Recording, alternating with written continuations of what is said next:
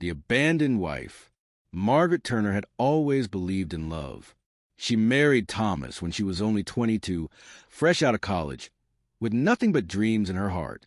Together, they started from the bottom. Their first house was a small rented apartment with leaky windows and mismatched furniture, but Margaret never complained. She cooked simple meals, ironed his shirts before work, and cheered for him when he came home exhausted. Thomas was ambitious. He wanted success, money, recognition.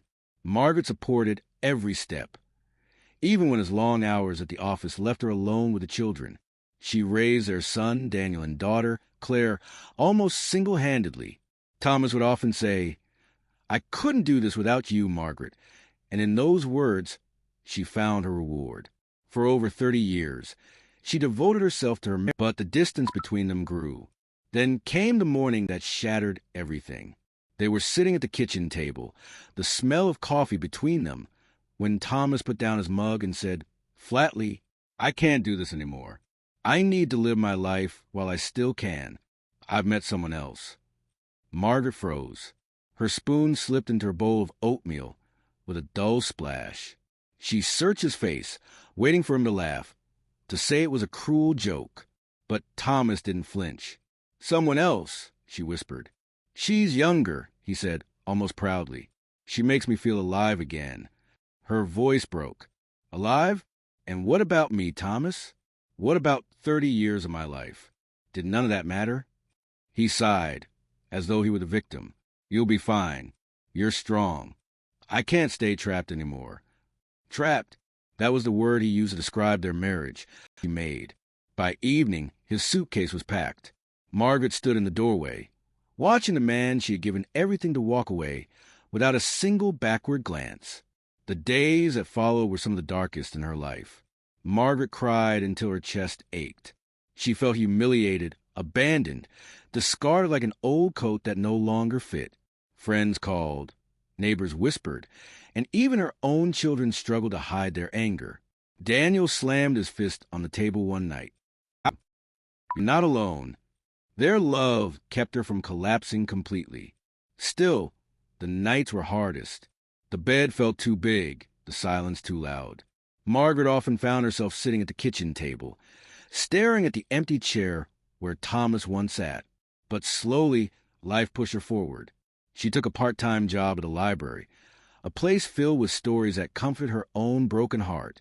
She joined a local community group, learning painting, gardening, even a little travel.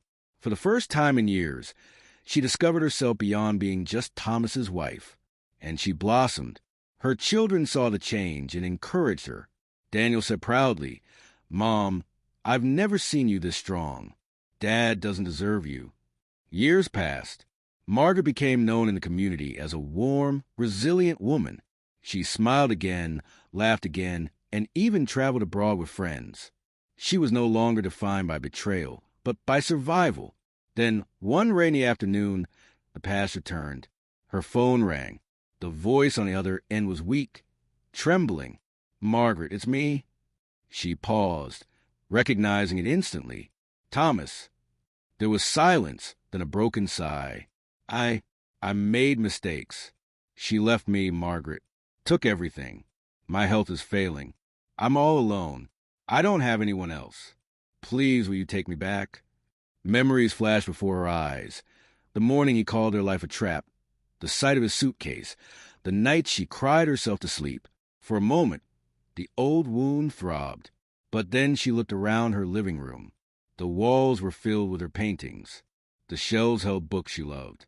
Photos of her and her children smiling adorned every corner. This was her world now, one she built without him.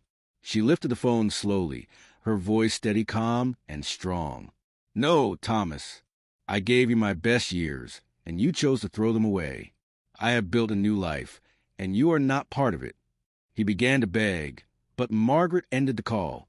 She placed the phone down, her heart not heavy but light, her chest not aching but full. She walked to the mirror and saw not a broken woman, but a survivor, a woman who had been tested and had risen stronger. Her revenge was not loud, not cruel, not bitter. It was the quiet power of living well, of showing that betrayal could not destroy her. And as the rain tapped softly on the window, Margaret smiled. She had already won.